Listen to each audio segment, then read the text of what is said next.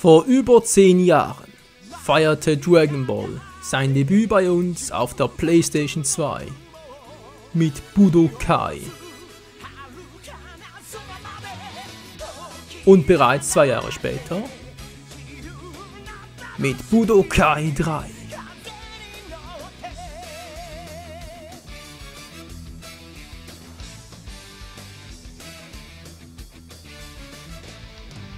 Und nun, 10 Jahre später, ist die HD Collection vorhanden.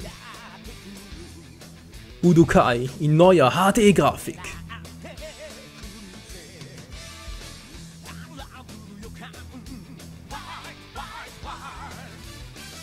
Mit geilen Cutscenes.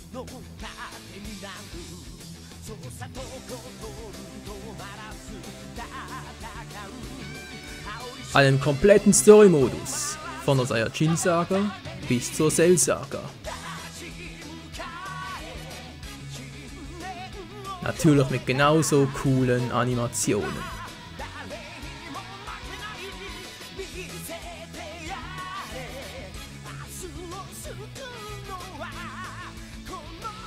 Und einem 1A-Kampfsystem.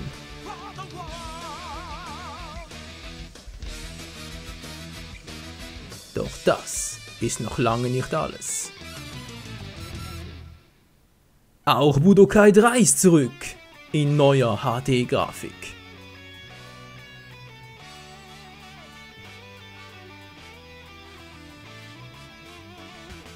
Mit Charakteren der gesamten Dragon Ball Z-Saga. Von der Saiyajin zur Freezer, zur Buu. Einfach zu allen Sagen.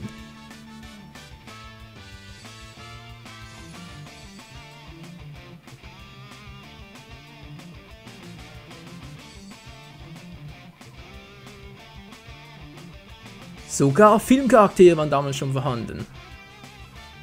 Und natürlich auch noch diesem einzigartigen Trainingsmodus, bei dem alles erklärt wird und sogar noch coole Sprüche integriert wurden.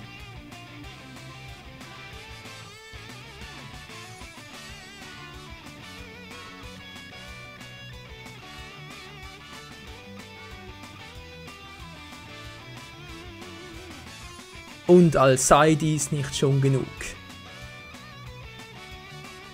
gibt es natürlich auch den stärksten aller Saiyajins. Verpasst auf keinen Fall dieses neue Dragon Ball Abenteuer in HD.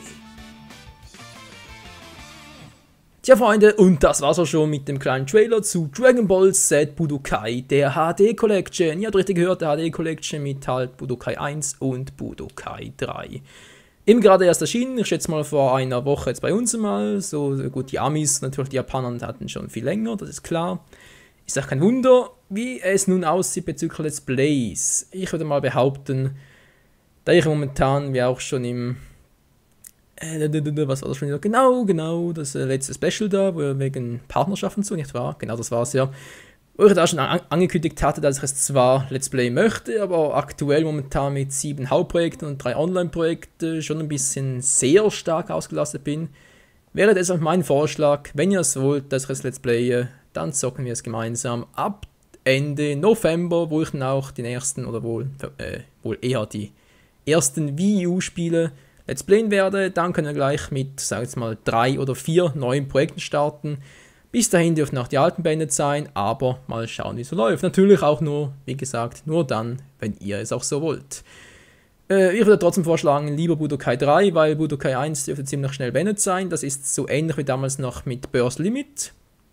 Erinnern Sie vielleicht die anderen dann noch an mein Let's Play davon, ist auch schon ein Jahr etwa her. Das ich damals noch kurz vor Ultimate Tenkaichi gezockt habe. Und auch Burst Limit ist ja, wenn man so will, nichts anderes als ein HD-Remake. Ich sage jetzt wirklich mal HD-Remake von Budokai 1.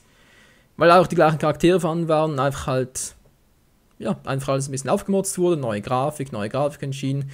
Aber auch das das Kampfsystem war eher so an Budokai 3 angesiedelt.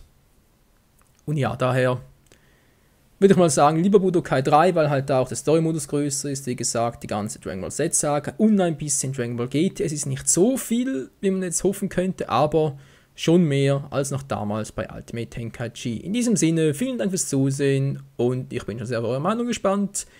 Wir sehen uns wieder beim nächsten Mal, wenn es heißt Dragon Ball Z. Bis dann, ciao zusammen.